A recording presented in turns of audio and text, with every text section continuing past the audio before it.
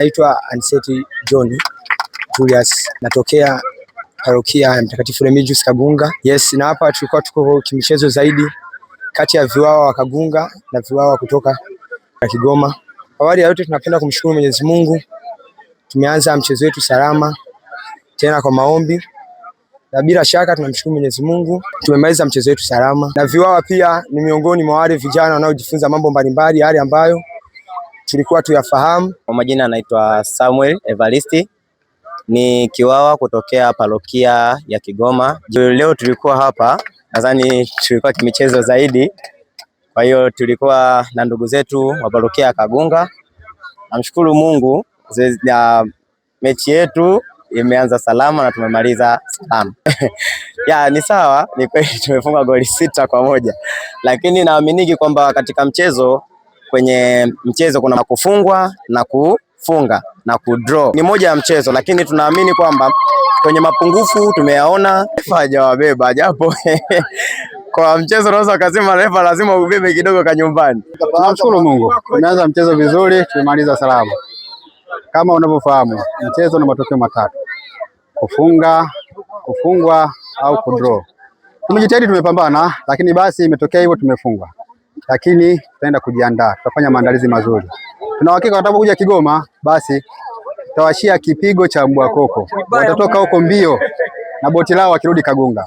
Wakitokuta Kigoma, moto utawaka.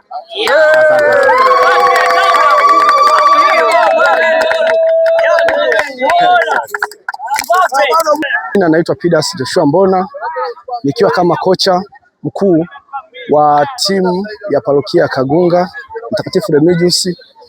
Kwanza kabisa napenda kumshukuru Mungu kwa ushindi wa magoli 6-1. Ni jambo la kumshukuru Mungu, lakini pia nipende kuwapongeza timu ya watu wa Kigoma mjini jimboni kwa mchezo ambao wameweza kushiriki na sisi, wameweza kupata bao moja. Kwa majina anaitwa Gerald Boniface Gerald aka Mgalilaya, kocha wa timu ya parokia Kigoma. Kwanza namshukuru Mungu, mchezo umemalizika salama, japo umemalizika kwa sisi kufungwa magoli 6-1. Nawashukuru vijana wangu, wamepambana kwa hali na mali.